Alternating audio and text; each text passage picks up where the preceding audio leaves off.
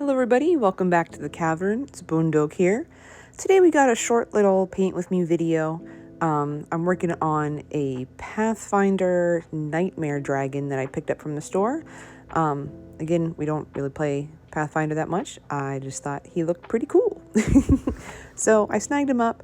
I painted him with the color scheming that's on the packaging, and you'll see that right here. I didn't fully finish him in this video, and I'll explain why closer to the end. Again, I try to keep the same color scheming. I think I left out a bit of the tans in the wings and things like that.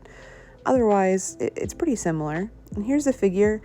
If anybody else has this one, let me know if there's a way to detach the flame. Oh yes, that's Clem in the background. Just don't mind him. He likes to do a little walkthrough time and again.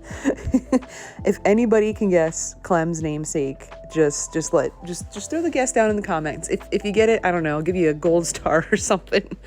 But yeah, if anybody has this figure and you find a way to take off the clear piece on the bottom that's supposed to be the flame effect, let me know. Like I said, some figures that you can and some you can't. This one being pretty permanently attached made it a bit of a pain while painting this figure. I do have to admit. I didn't do any coats on the base of the figure at all because of this. What I'm thinking of doing is actually just doing a real quick brush over with a gray or a black or something, and then doing a heavy coat of glue to go in with a terrain base like gravel or something, just to get a little bit of an effect.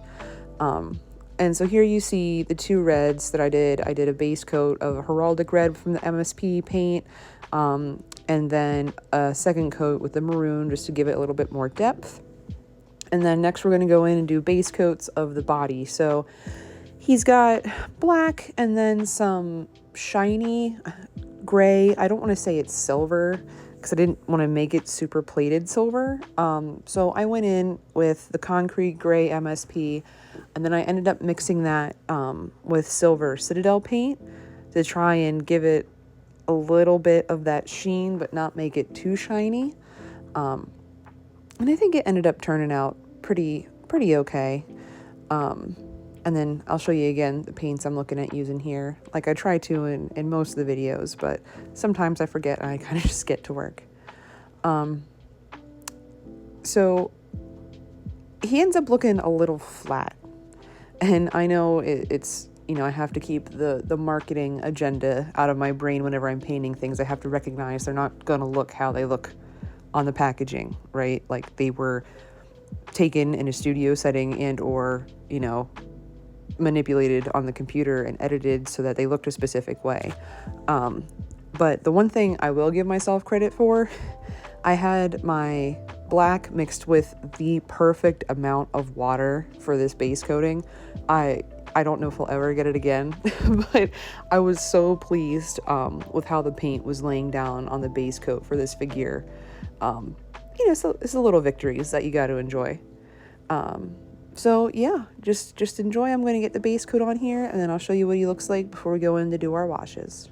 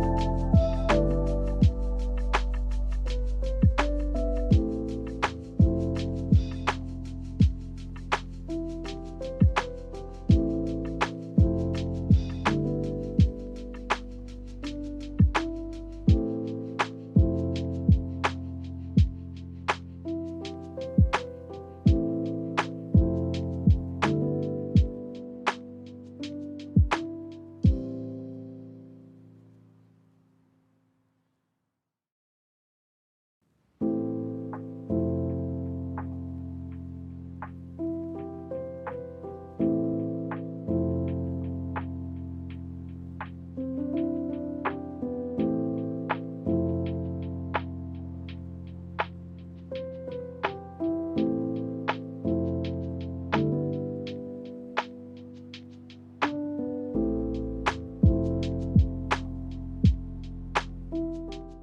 right, so here is our Nightmare Dragon with his base coats on.